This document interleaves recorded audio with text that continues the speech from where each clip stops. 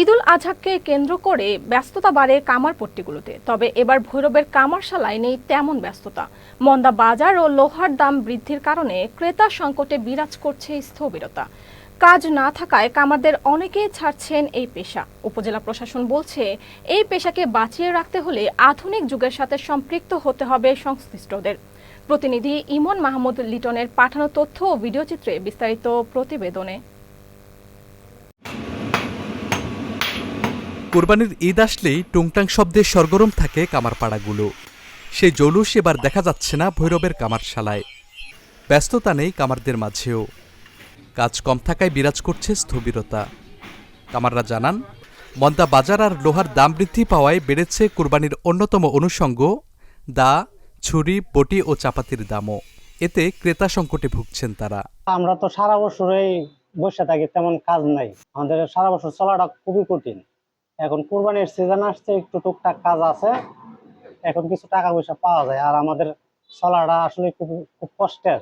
30 বছর ধরে কাজ করতেছি না, আংরা লোহার দাম অতিরিক্ত পরে দেশে হইলো মন্দা, পয়সা কিনি কম। মানে এবার যে মাল বানাইছি তা বেতন যা কিনা সন্দেহ আছে। বর্তমান বাজারে লোহার দাম অনেক বেশি, তার জন্য আমরা কারিগরের বিলও তেমন দিতে পারি না।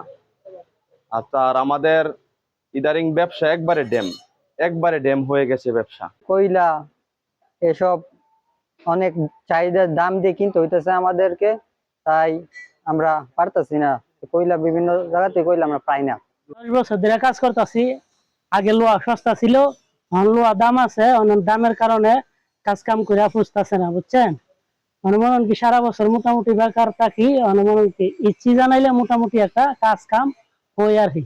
উপজেলা প্রশাসন বলছে, এই শিল্পকে বাঁচিয়ে রাখতে হলে সময়ের সাথে সাথে কারিগরদেরও আধুনিক যুগের সাথে তাল মেলানো প্রয়োজন। এক্ষেত্রে কারিগরদের দক্ষ করে তুলতে সহযোগিতার আশ্বাসও দেয়া হয়।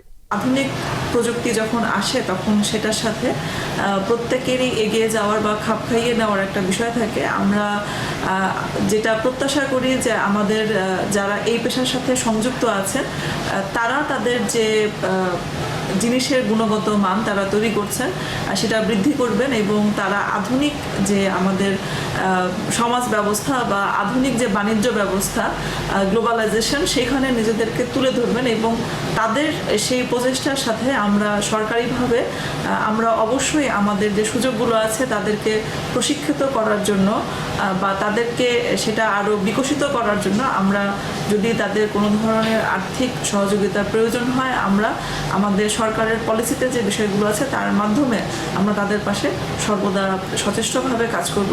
সহজ শর্তে ঋণসহ সরকারি পৃষ্ঠপোষকতা দ্রুত বাস্তবায়ন করা গেলে ঐতিহ্যবাহী এই শিল্প ও শিল্পের সাথে জড়িতদের রক্ষা করা সম্ভব হবে বলে মনে করছেন সংশ্লিষ্টরা। Saifur Rahman Rubel, channel S news desk.